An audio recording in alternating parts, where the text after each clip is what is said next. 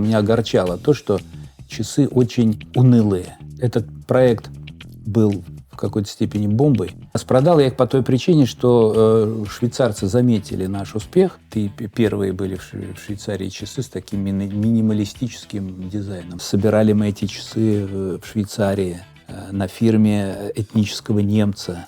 Не постесняюсь слова, произведение искусства. В попытках найти ремешок наткнулся на такие интересные часы. Здесь я чувствую, что постарались в плане качества. И мы зайдем на наш российский рынок с самой низкой цены на эти часы. Я думаю, что нам удастся по цене превзойти и Pagani дизайн, и Сан-Мартин. Даже Pagani дизайн по цене. Борис, привет. Почти год не виделись, и, честно говоря, немножко удивлен. Встречаемся на складе. Есть какая-то особая причина? Причин несколько. Мы не успели все вывести в магазин. Поступления были в течение недели, несколько штук. И я решил тебя пригласить на склад. И у тебя свой новый бренд. Но новый, относительно новый, он достаточно старый. Мы даже продлевали права на него уже несколько месяцев назад. Я купил его в 2012 году. Это бренд Sigma, швейцарский бренд. Это реально существовавшее производство, которое было на достаточно хорошем уровне после войны. Но, к сожалению или к счастью, не пережило кварцевой революции. Производство развалилось, остался бренд. Он ходил по рукам, не сказать, чтобы сильно, но мы купили его уже у вторых хозяев. В том же 2012 году я сделал швейцарский бренд Swiss Military by Sigma. Тоже Swiss Military. Да, мы к тому моменту уже несколько лет дистрибутировали Swiss Military Chrono. Я приглядывался к конкурентам, к Hanover, там еще был третий производитель Swiss Military. И меня, не то что смущало, меня огорчало то, что часы очень унылые были, очень однообразные, очень незамысловатые в производстве. И мне казалось, что на этой стезе можно сделать очень хороший бизнес. Красивую коллекцию, разнообразную. Работал я над ней около года и вложил в нее все те знания, все те ощущения рынка, которые сложились после 20 лет в часовом бизнесе. Ты помнишь, я начинал часами торговать в 92-м, и в 2012 у меня появился свой швейцарский бренд. То есть прошло 20 лет, появился швейцарский бренд. И интересно тогда про его историю. Какие модели, может быть, что-то сохранилось? Этот проект был в какой-то степени бомбой. Я на базельскую выставку не попал, чтобы иметь свой модуль выставочный. Выставлялся в отеле напротив базельской выставки. 10 тысяч штук у меня была первая партия, и она уже к последнему дню выставки была вся распродана. Примерно 70% заказали у меня наши русские партнеры, ритейлеры, и 30% ушло в Польшу, где-то на севере Германии мы продавали, в Румынии. То есть у нас появились клиенты и зарубежные. Это прям успех. Слушай, это, конечно, успех, потому что коллекция родилась под вдохновением. Ты бывал в Швейцарии, знаешь, что у них постоянно в течение года в электричках ездят резервисты. Мужчины от, по-моему, 20 до 35 лет, они один раз в год или несколько раз в год на месяц идут в армию. И они в этих униформах с автоматами, с винтовками перемещаются по Швейцарии. И я к ним приглядывался. И думал, а что же за люди, какие у них часы? Понятное дело, что часы Swiss Military – это не тактические часы, но это уважение к очень важному элементу швейцарской жизни. Мы знаем банки, часы, сыр, туризм и швейцарская армия. То есть это... И ножи. И ножи, конечно. И меня эти люди с винтовками очаровали, и мне показалось, что они могут одевать часы очень разные, носить часы разные, посвященные своей любимой швейцарской армии. Поэтому в коллекции появилась женская линия MOP с перламутровыми, с кристаллами Сваровских. Появились часы, которые напоминали Юнгханс, имели такой классический дизайн. И была идея о том, что это часы для тех, кто уже ушел в отставку, кто живет представлениями о дизайне, о стиле конца 60-х, середины 70-х годов. Соответственно, была расширена линейка молодежных часов. Были часы в алюминиевых корпусах со сложной архитектурой циферблатов. Вот. Но ты знаешь, что я увлекающийся человек, раньше был еще более увлекающийся. И я распродал вообще все часы под ноль. И Вот, ничего и не себе осталось. ничего не оставил. А распродал я их по той причине, что швейцарцы заметили наш успех, а мы достаточно агрессивно рекламировались. То есть, если часы швейцарские, значит, в каталоге должны быть танки, должны быть самолеты, должны быть какие-то люди в униформах. И, конечно, наверное, это на каких-то очень высоких уровнях не понравилось. И в Швейцарской конфедерации приняли закон, согласно которому бренд Swiss Military стал достоянием государства. Право производить часы Swiss Military было делегировано только двум организациям. Это Хроно АГ и это Ханова. Всех остальных они отсекли. Вот. И, соответственно, мне нужно было избавляться от стока, избавляться от большого количества футляров, которые заранее были заготовлены. В общем, таким образом, у меня часов не осталось, но 3 года назад я тоже записывал ролик на Ютубе и бросил клич, что я готов выкупить часы. Вот Swiss Military откликнулись, и я в достаточно короткое время кое-что назад выкупил. Что-то Сейчас тебе удалось. покажу. Да.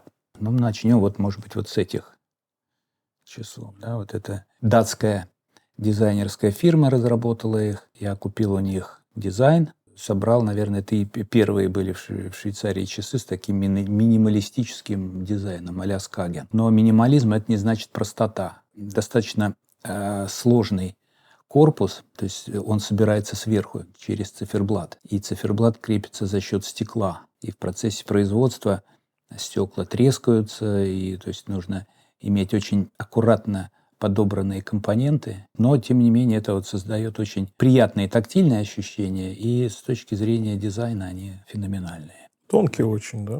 Да, они тонкие, не сверхтонкие, там стоит обычный по толщине механизм, но иллюзия тонкости, она Ну, плюс за счет корпуса НЛО. Корпус НЛО, выпуклый циферблат, накладные такие арабские цифры. И эта модель у нее была специальная функция. В те годы подавляющее количество часов продавалось через розничные магазины, и должен быть в витрине один или несколько, 2-3 элемента, которые привлекали бы внимание. И вот этот оранжевый циферблат в те годы на черном полированном IP, он как раз и выполнял эту функцию привлечения внимания. Ну, можно сказать, они немножко обогнали время, потому что оранжевый циферблат, а мода на разные цвета пошла уже 10 лет спустя. И тонкий корпус а-ля 70-е. Интересно. Да, да.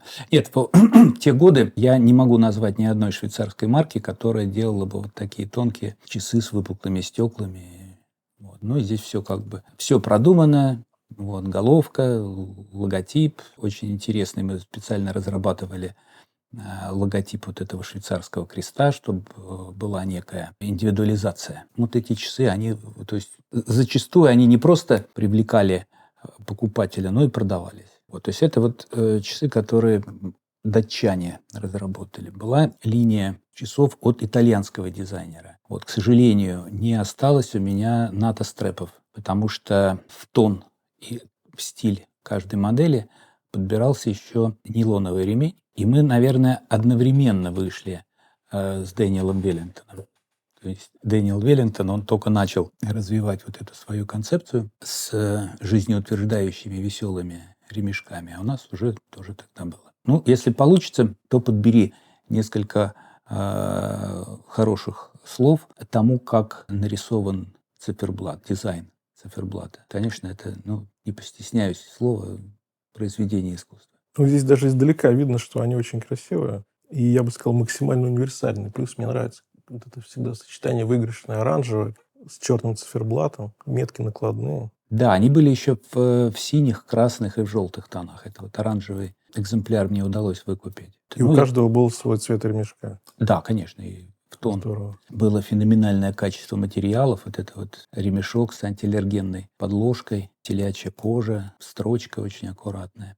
То есть мы не скупились на то, чтобы в достаточно бюджетном ценовом сегменте предлагать максимально возможное качество за эти деньги. Я допускаю, что можно было бы подобрать там еще более дорогой ремень, еще более замысловатый циферблат, но нам надо было удерживаться в рамках конкуренции. С другой стороны, обычно идут напротив самый дешевый ремешок, массовый дизайн Да, и да. экономия, и Да. прибыль. Но мне кажется, если ты выходишь на рынок, которому уже 300 лет, и чтобы не затеряться, нужно чем-то отличаться, да, идеей, концепцией и качеством. Вот чтобы твои часы вызывали эмоцию у людей. Я купил, я ношу, и я в подарок своему другу куплю такие же, да, Ну, или порекомендую. или порекомендую. И такой посыл, он работает абсолютно беспроигрышно. Мы тогда разрабатывали коробку специальную, вот такую вот имитирующую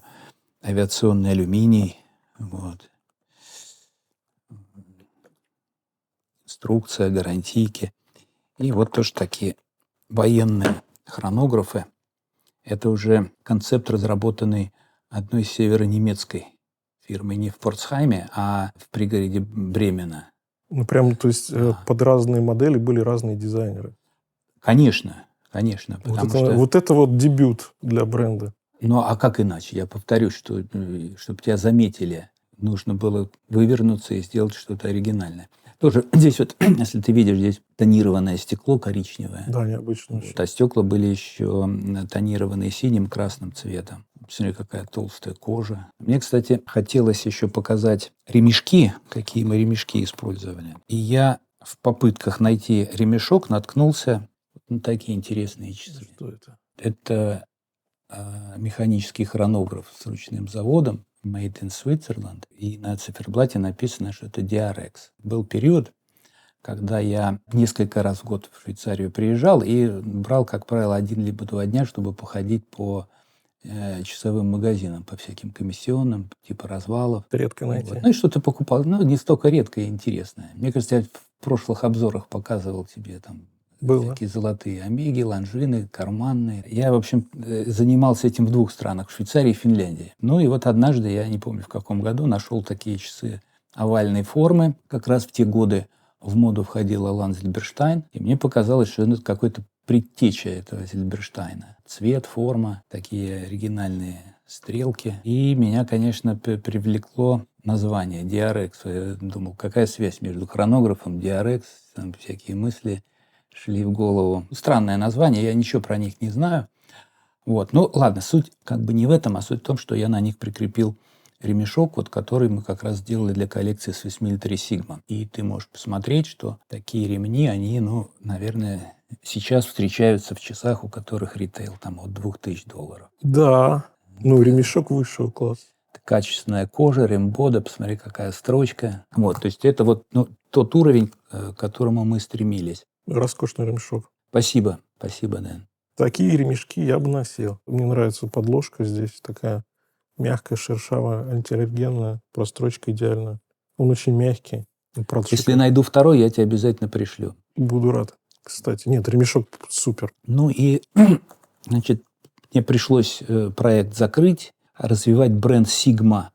А я подумал, не своевременно, потому что мы как-то уже там перешли в 2014-2015 год, с экономикой начались какие-то проблемы. И я просто оставил бренд за собой. А несколько лет назад пришла в голову идея, почему бы не попробовать себя вот в каких-то проектах, ориентированных на продажу только через интернет или только через маркетплейсы. Но заходить в эти проекты с часами Swissmade, которые изначально имеют порог цены, ну, невысокий, но ощутимый. Вот, я счел это рисковым и решил сделать коллекцию на основе эпсоновских механических калибров и на основе очень узнаваемых, популярных дизайнов. И памятуя вот этот опыт со Swiss Military by Sigma, я назвал ее International, да, потому что вот этот проект, он был интернациональный. Да, там были и гонконгские производители, были дизайнеры итальянцы, немцы,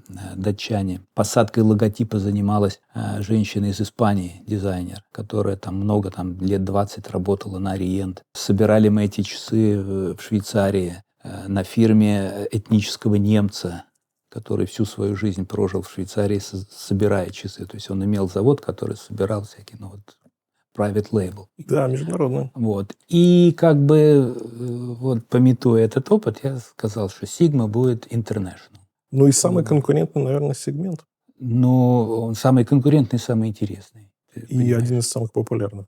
И один из самых популярных. Ну, тогда интересно послушать про модели, почему именно такие, какие характеристики, где что будет продаваться, когда. Ну, про характеристики. Это нержавеющая сталь, высочайшего уровня браслеты и корпуса. Это керамика, механизмы сейка, сапфир, накладная линза. Максимальная концентрация вот этих пользовательских характеристик. И мы зайдем на наш российский рынок с самой низкой цены на эти часы. Это интересно, потому что на российском рынке высокая конкуренция. Китайцы и начальные швейцарцы, которые любят предлагать похожие дизайны. Ну, слушай, швейцарцы похожие дизайны предлагают другой немножко ценовой категории. Ну, есть и другие бренды. Опять-таки, моя идея заключается в следующем, что мы должны предложить высочайшее качество, вот, какое только возможно за эти деньги. Вот, но ты можешь посмотреть, вот, если хочешь. Да, мне интересно. Да. Через мои руки прошло огромное количество часов в этой стилистике. Ну, вот возьми оригинальный Rolex, который, как бы, наверное, послужил вдохновением, да, для этого хомажа. Ну, и здесь, я думаю, будет зрителям очень интересно рассмотреть, может быть, чуть более детальные кадры, да, вот по этим двум моделям. Но тактильно я могу сказать, что просто очень многие не держали никогда в руках оригинальный Submariner и не очень представляют, например, там, грани с нижней части корпуса. Они достаточно островатые. И не только на Rolex, и на Tudor такая же история. Когда смотришь на вот хомажи в стилистике Rolex и на эти же браслеты, условно, да, на такие же корпуса, на такое же сатинирование по ушкам, очень часто удивляешься, что оно очень-очень близкое к самому Rolex. Здесь я чувствую, что постарались в плане качества. Это действительно, вот, наверное, то, что хотелось бы получить для хомажей по качеству отделки корпуса, по качеству полировки, по качеству граней, по качеству браслета, тем более Jubilee, это один из, там, как мы знаем, сложных браслетов в производстве. Ну, все выглядит очень приятно. Особенно задняя крышка здесь. Шикарная. В которую уж точно деньги вложены. Впечатляет, интересно. Здесь у нас ничего не болтается. Звено аккуратно. Щелей нет. Безель. Безель хороший, четкий. Сделано хорошо. Смотри, примыкание браслета. Примыкание, да, идеально. То есть вот можно взять другой Rolex, у которого браслет президентский, тоже сравнить примыкание. Но, наверное, тактильное ощущение имеет смысл вот с этой моделью. Ну да, с Ойстером. Но в данном случае у нас Grand Seiko уже. Вот таким образом я дам возможность приобрести часы за предельно доступные деньги. Я думаю, что нам удастся как бы по цене превзойти и Pagani дизайн, и Сан-Мартин. Даже Pagani дизайн по цене? Ну, попробуем. Это заявка. Ну, потому что здесь качество часов очень высокое. По вот маленьким деталям, которые, понятно, что глобальные характеристики здесь на высоте, но вот именно мелкие детали, это полировка, это углы, грани, качество браслета. Ты знаешь, чтобы остаться в ценовой нише, вот мы даже делаем такое предложение. Есть вот стандартный футляр, в котором много воздуха, но футляр тоже имеет, да, определенную добавленную стоимость. Это да, вот такой вот транспортировочный футлярчик. А если ты едешь куда-то в отпуск и берешь вторые часы, то их складываешь, бросаешь. Ну, такой подарочный вариант. Да, подарочный вариант, да. Но по себе я знаю, что если дома часов там больше 10, то футляры девать уже некуда. Они надоедают, их никуда не приспособить. Но на самом деле этот футляр, он дорогой. Он дорогой в производстве и дорогой в доставке. Представляешь, что из Китая там, перевезти в Гонконг, потом там, 2 авиалиниями везти до России. Он существенно удорожает конечный продукт. И вот для того, чтобы оставаться, все-таки не работать в минус, но и в то же время предлагать агрессивную цену, мы решили, что по желанию покупателя мы можем эти часы отгружать в обычном картонном футляре, который стоит там 20 рублей, типа а-ля коробка для пиццы. Ну, кстати, это хороший вариант, мне кажется, тому, кто действительно выкидывает коробки после покупки или берет для себя. Да, и, например, он сэкономит на этом там 1500. Это тоже ощутимо. Да. А кому нужно в подарок или кому нужен вот этот вот транспортировочный футляр, который, кстати, дешевле 2000 вряд ли ты найдешь где. А как будет выглядеть второй вариант коробки? Ну, второй вариант коробки вот такой, предельно простой, картонный. Вот, она стоит всего лишь несколько рублей. Эко-коробка. Эко-коробка. В ней достаточно безопасно часы отправлять по почте. Мы упаковываем ее в пупырку, вот, в пакет. И покупатель экономит, в том числе и даже на почтовой отправке, да, потому что здесь минимальный возможный объем, вес почти никакой. Вот таким образом мы предельно прессуем конечную цену, да, стараясь максимально вложить в качество часов. Ну, собственно, да, не для всех требуется коробка. Кому-то нужны только часы. Потому что часы будем носить, а коробка будет лежать или будет выброшена в мусорное ведро, так лучше выбросить маленькую. Конечно, и сэкономить. Отличная идея. Так что пожелай нам удачи. Я думаю, вот как только закроется эта дверь, и мы проводим тебя на поезд, мы начнем уже продавать эти часы. Здорово. Я, кстати, очень удивлен. И с одной стороны, что именно, Борис, ты запустил этот бренд, и именно линейку Хамажи. А с другой стороны, я на самом деле удивлен, что никто в России вот так вот этим не озаботился и не запустил такую линейку, потому что как будто бы витает эта идея, прям ощущаешь ее. Это выпускают все. Это выпускают и американцы, и европейцы, и большие бренды, и маленькие, и микро, и китайцы. А у нас этого еще никто не делал. И как будто бы было бы здорово получить такой бренд на российском рынке. Тем более, даже вот я сейчас вижу не так много моделей, но интересные здесь цвета на циферблатах. Да? Градиент, зеленый, синий, переходы, хорошие характеристики. Ходовые модели, то есть то, что люди покупают с Алиэкспресса, с того же Озона. И это нужно ждать из Китая, а можно взять прямо здесь с гарантией и быстро получить. Если еще и конкурентоспособная цена будет, а я верю, что она будет, то, мне кажется, это бомба для российского рынка. Денис, я тебе когда-то говорил, что я суеверный, поэтому давай держать пальцы крестом, постучим по деревяшке. Все-таки мы, импортируя эти часы, платим НДС и платим пошлину. Китайцы, которые продают на Алиэкспрессе, они этого не платят. Ну и, собственно, если человек покупает часы там ниже определенной цены в долларах, он на этом экономит. Вот, но нам важно зайти. Вот, важно заявить о себе, и важно, чтобы у нескольких сот человек в нашей стране, и, может быть, там в близлежащих странах на руках и в коллекциях появились эти часы, появился уровень доверия, и дальше мы могли бы совместно развивать бренд. Ну что ж, удачи, да, я думаю, это отличное начинание, правильное. И да, конечно, с точки зрения цены у китайцев будет преимущество всегда. Алиэкспресс, они на Озоне иногда торгуют. Они иногда демпингуют, как вот Pagani Design не так давно на Озоне. Но, с другой стороны, огромное количество людей хотят купить часы завтра, а не через месяц. И они, если им что-то не нравится, они хотят их отдать завтра, а не иметь возможность, там, как вот на Алиэкспресс, не всегда можно будет обратно вернуть. Там надо ждать месяц или найти какую-то причину, почему человек хочет, например, часы поменять. Поэтому в любом случае, с этой точки зрения, китайцы не конкуренты. Ну, твои слова, да богу в уши. Я только за. Вот, Денис, спасибо большое, что ты выслушал мои тирады и, на мой взгляд, очень адекватно и честно оценил часы. Спасибо. Хорошо, тогда я бы взял парочку Sigma на обзор, на детально уже посмотреть в макро, да, поискать, что там, как, по качеству, по циферблату. Было бы интересно. 2-3 модельки я бы отобрал. Хорошо, на твой выбор бери 3, бери 4 новых.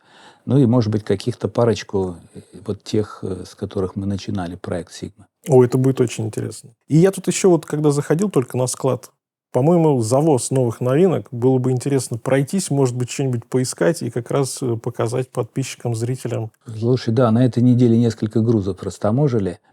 Мы еще не успели все выгрузить в магазин, поэтому я, собственно, тебя пригласил на склад, чтобы ты посмотрел на товар с колес. Так что давай, я попью чаю, а ты выбирай, что тебе интересно. Отлично, за дело. А теперь давайте уже более детально поговорим про Sigma, и я уже из студии вам расскажу про них подробности и рассмотрим их вблизи. Сначала, конечно же, хочется показать первые модели Swiss Military Sigma про историю, да, и для меня на самом деле это большая честь, потому что я могу их с вами познакомить, эти часы рассказать, и, по-моему, это здорово. Такая вот история, про которую мы с вами не знали.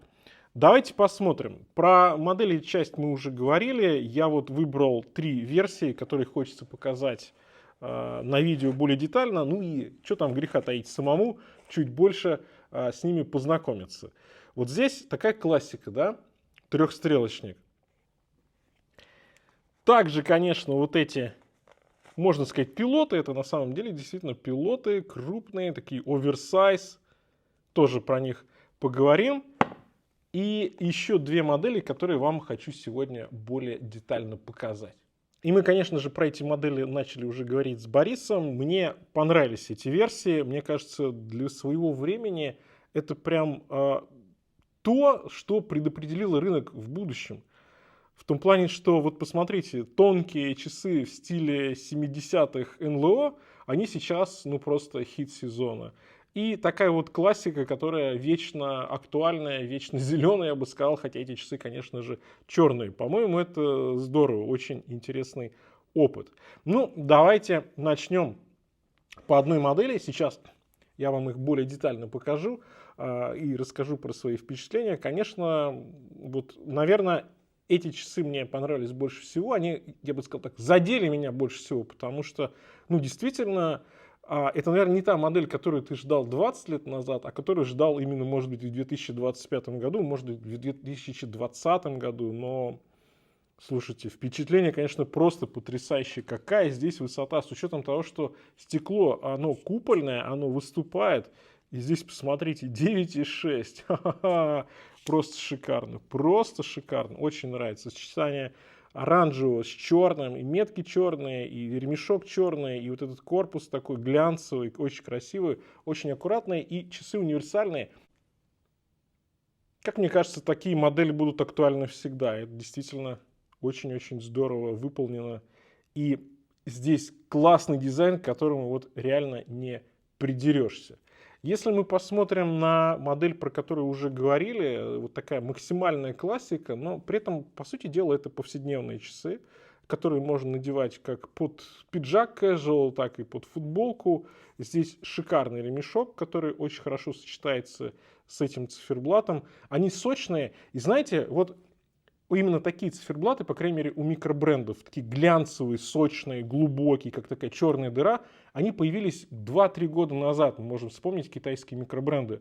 А у швейцарцев, в принципе, с этим всегда были проблемы, если мы говорим про начальный сегмент.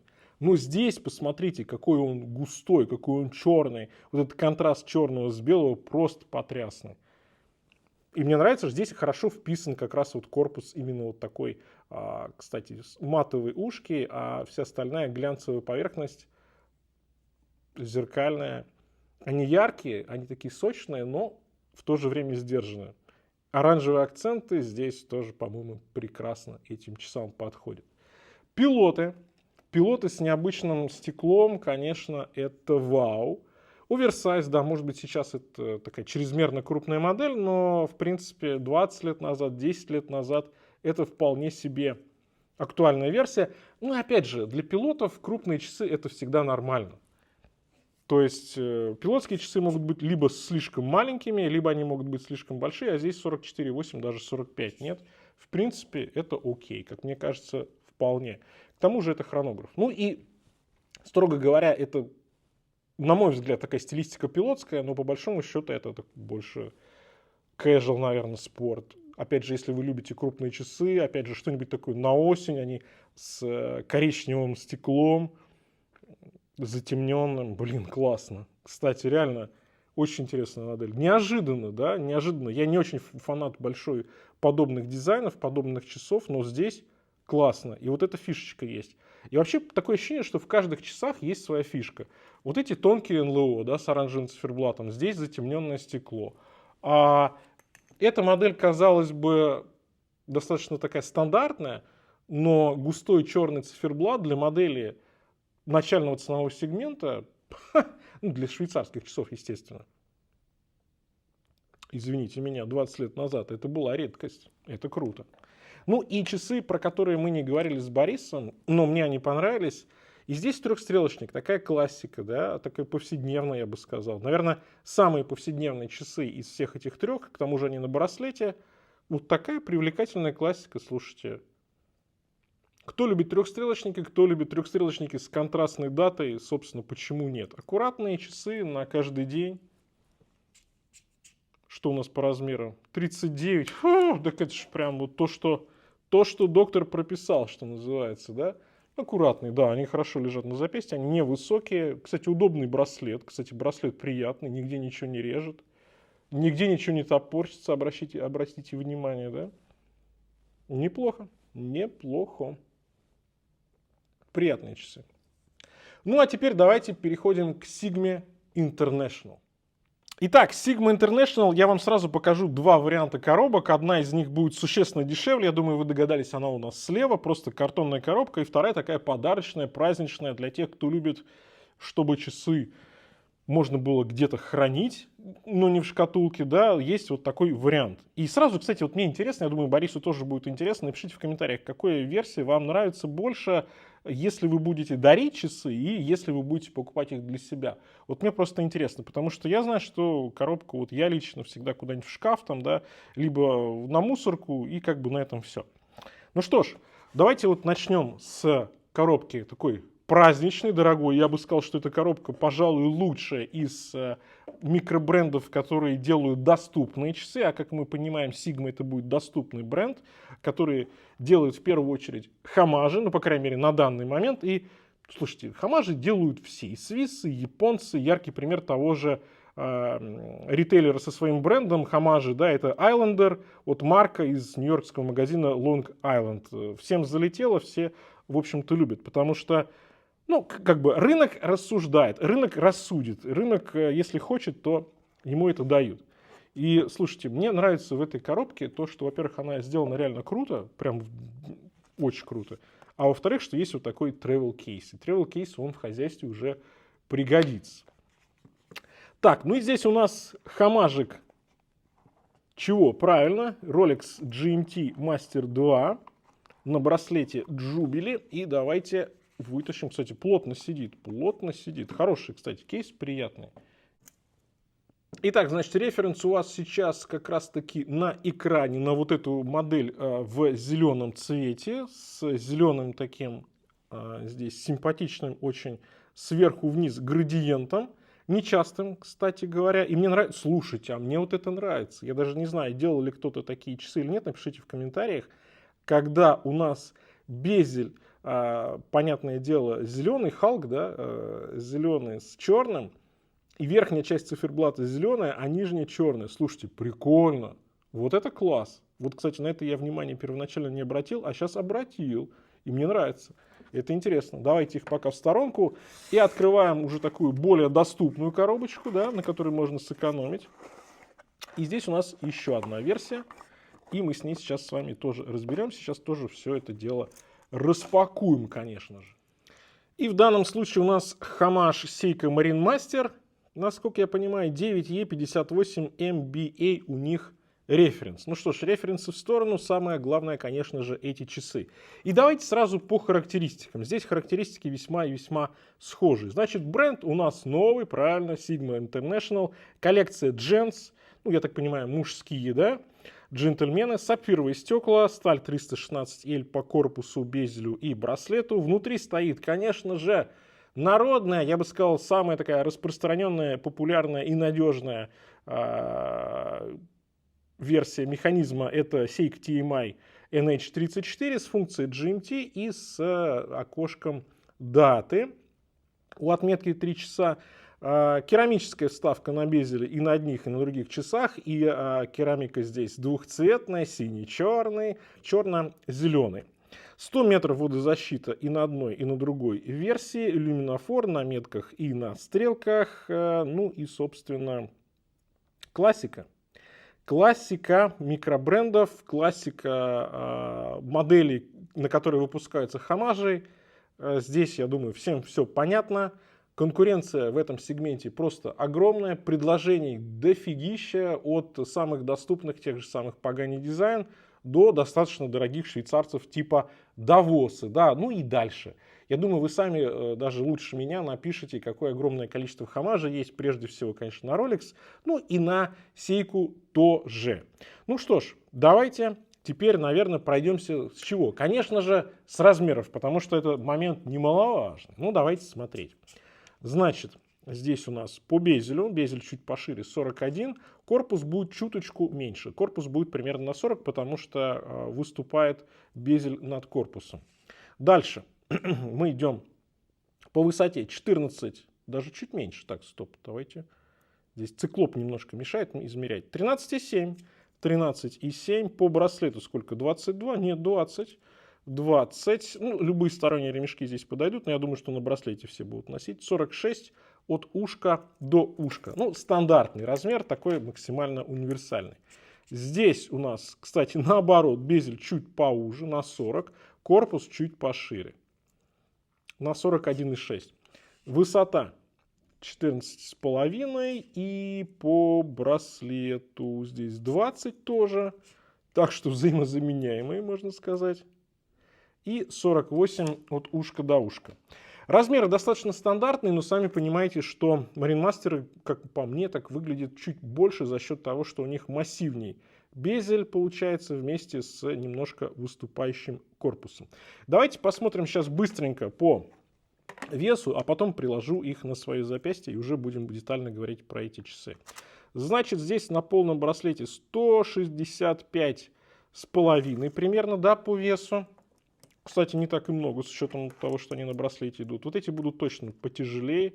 Здесь 186,3. Но в любом случае за 200 никто не вылезает, поэтому на повседнев вполне себе будет окей. Мое запястье 18,5, слушайте, ну посадочка шикарная. Мне нравится яркий тут такой циферблат, градиент шикарный, нравится и одна, и вторая версия. Честно говоря, я их даже вот выпросил на обзор, чтобы именно их показать, потому что мне понравился этот вот градиент сверху вниз. И вот это сочетание с вставкой на безель шикарно. Ну, посадка Marine Master мне нравилась всегда на моем запястье. Здесь, кстати, звенья не топорщится, все аккуратно сделано. Вот, кстати, хорошо сделано, хорошо, да. Вот это первое звено и звено, которое крепится к корпусу, не топорщится. Это отлично. Посадка удобная, заводная головка у отметки 4 часа. Браслет здесь такой ойстер стиля. Хорошо. Про запас сантиметра 4, а то и 5, так что даже на достаточно крупную лапу эти часы сядут. Это хорошо. Универсальненько, я бы сказал. Слушайте, нравится. Нравится. Ладно. Ну и давайте хамаш Rolex приложим. Так, ну здесь Jubilee браслет еще удобнее, конечно. Они полегче, это прям чувствуется. Заводная головка не мешается. Класс. Отлично. А на солнце, конечно, эти циферблаты и эти безели будут просто бомбические. Ну, когда солнце снова выйдет, понимаете. Да? И здесь тоже 4-5 сантиметров про запас. Отлично. Не поскупились на браслете, так что на любое запястье практически сядут. Моя 18,5 плюс 5, да на 23 даже с небольшим они сядут, так что это очень хорошо. Я вам сейчас скажу, что ни один, ни другой браслет мне не мешает на запястье. То есть нигде вот это вот какой-то остроты, что-то там не чувствуется, что опять же таки плюс. Я думаю, что Sigma International выбрала лучшее из соотношения цена-качество и в целом, да, из того, что есть сейчас, сами знаете где, в Поднебесной. И вот эти вот комплектующие как раз вместе, они и дают вот такое очень даже приятное качество за свои деньги. Ну, давайте сейчас начнем, наверное, как раз-таки с хамажа Rolex GMT Master 2 и как раз посмотрим по браслету, по корпусу и по циферблату чуть более детально. Яркие часы. Кстати, хорошо циклоп увеличивает. Ну, здесь стрелки, понятное дело, Mercedes. Здесь все по классике, но при этом чуть, как мне кажется, покрупнее метки, чем у сами знаете кого. Ну и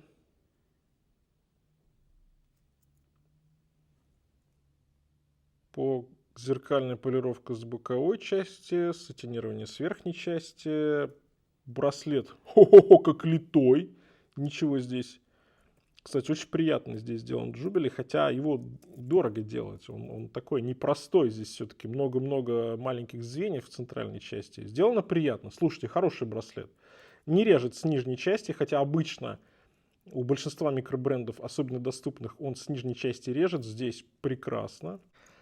Застежка у нас здесь, внутренняя часть такая прям хорошая литая, а штамповочка верхняя часть, есть возможность поднастроить браслет для своего запястья. Но здесь в целом звенья небольшие, поэтому с настройкой проблем не будет. Вот задняя крышка, конечно, меня впечатляет, потому что здесь прям вложились. Здесь чувствуется бабло, потому что очень красиво выпуклая здесь часть земного шара. Америка, да, и чуть-чуть Южной Америки, чуть-чуть Северного Ледовитого океана, Россия, кстати, по-русски написано, Австралия, и на разных языках разные страны указаны. Плюс, слушайте, да ладно, это лимитка. 300 штук каждой версии, и здесь написано 162 из 300. Слушайте, они каждую модель, они каждые часы еще и сделали номер. У доступного микробренда такой я встречаю впервые. Это прям лайк. Это прям крутяк. Вот это хорошо. Безель четкий, уверенный, приятный хват. Он не режет, но при этом он достаточно хорошо хватается, если так хотите. И даже в перчатках будет неплохо. Может быть, здесь не самый благородный звук, он не такой, как у Саба, но и часы стоят просто там в десятки, в сотни раз дешевле, чем Саб, так что, я думаю, вполне позволительно, но для своей цены очень хороший безель. Четкий, уверенный, с приятным хватом и ничего нигде не режет. Вообще, в целом, мне порадовал браслет, безель, потому что нет остроты, нет ничего такого неприятного, но при этом он выглядит как такой четкий, резкий, хороший, качественный безель. Нижняя часть по корпусу сопоставима по остроте с оригинальным сабмаринером. Это мы еще и с Борисом определили, да, когда первую часть этого видео снимали. Здесь, естественно, он не будет вашего запястья касаться, потому что здесь пухлая задняя крышка, и плюс еще вот такая здесь литье на задней крышке, поэтому здесь в этом плане проблем не будет. По циферблату пройдемся еще на макро, но вот издалека, когда на него смотришь, мне очень нравится. Мне нравится, конечно. Мне просто покорил вот этот вот градиент.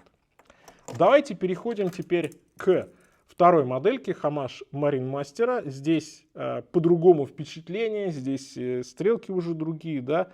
Но в целом часы по характеристикам и по цене весьма и весьма схожие. Кстати, браслет здесь уже идет ойстер стилистики, такой сейковский больше, полностью сатинированный. Верхняя часть ушек тоже сатинированный. Здесь такие приятные грани на корпусе, крупная заводная головка, удобно будет ей пользоваться. Давайте, кстати, тут стрелочку GMT сейчас покажем вам, да, вот так вот прям сдвинем. Контрастное окошко даты для любителей даты. Ну, с учетом того, что здесь много белого, здесь и на безеле белое, и накладные метки белые, да, здесь окошко даты, оно вполне себе даже и гармонично, на мой взгляд.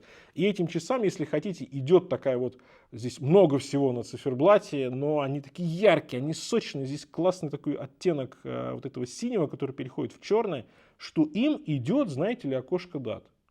Ну, вполне приятно. Хотя я бы, конечно, эти часы увидел бы, было бы интересно без даты, но я знаю, что все хотят дату, тем более здесь GMT часы без даты это нонсенс. Боковая часть зеркальная полировка сверху, зеркальная полировка снизу, центральная часть сатинирования, и потом резко корпус такой вот уходит вниз, сужается, утоньшается, и опять же мы видим вот эту прекрасную заднюю крышку, и опять же здесь лимитка 300 штук, номер 261. Все эти часы лимитированные, и у каждого есть индивидуальный номер. А вот это красота. Так, браслет у нас, ого, как литой, безель. О, по-другому, безель чуть-чуть по-другому звучит. У него приятный хват, не такой хват, более четкий у Rolex в том плане, что там зубцы, видите, они покрупнее, здесь помельче, но удобно все равно браться, но вот здесь за счет того, что он более высокий, а в Хамаже Rolex за счет того, что зубцы помощнее. Здесь приятно тоже. Четкий такой прям хороший, уверенный безель. Слушайте, мне нравится. Пока что я не нахожу каких-то недочетов в этих часах. Ну, единственное, опять же, здесь в этой модели то же самое, нет системы быстрой замены браслета, но в целом я не думаю, что кто-то в здравом уме будет этот браслет менять на ремешок. Браслет хорош тоже. И эти модели в целом, да, мы знаем, что и Rolex, и Grand Seiko свои модели позиционируют именно на браслете. По корпусу все приятно, геометрия, много граней, полировочка, здесь звезда на заводной головке, приятный безель. Слушайте, хорошо, накладные меточки, дорого-богато, я бы сказал. И ойстер браслет. приятного качества. У него нижняя часть может быть чуть острее, чем у Jubilee. Тоже здесь можно поднастроить браслет под себя, и тоже внутренняя часть литая, и такая вот тут штампованная небольшая застежка. Кстати, на каждый день будет вполне себе удобно, она невысокая. Это плюс, это плюс. В плане читаемости циферблата здесь все окей, но опять же, возвращаю вас к мысли о том, что это все-таки GMT, здесь все-таки много всего на циферблате. Ну, что на одном, что на другом. Кстати, напишите, какая из моделей вам понравилась больше и почему. Ну, а мы с вами переходим уже, сейчас давайте макро рассмотрим. Ну, симпатично сделано, кстати. Приятный логотип, приятное название. Сразу понятно, что люди не Хрудлэнда какой-нибудь придумали, да, а Sigma International уже себе благозвучно и для наших ушей, я думаю, и для зарубежных. Ну, приятный безель, кстати, смотрите, цифры какие аккуратные. О, полировочка, сатинирование.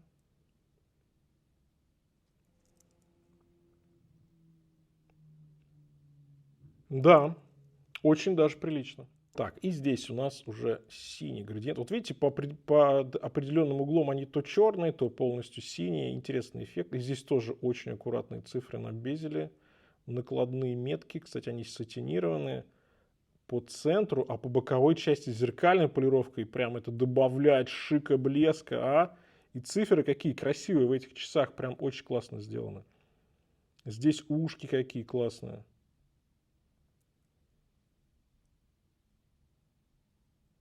Слушайте, ну впечатляет, впечатляет. Тем более с учетом цены это прям топчик.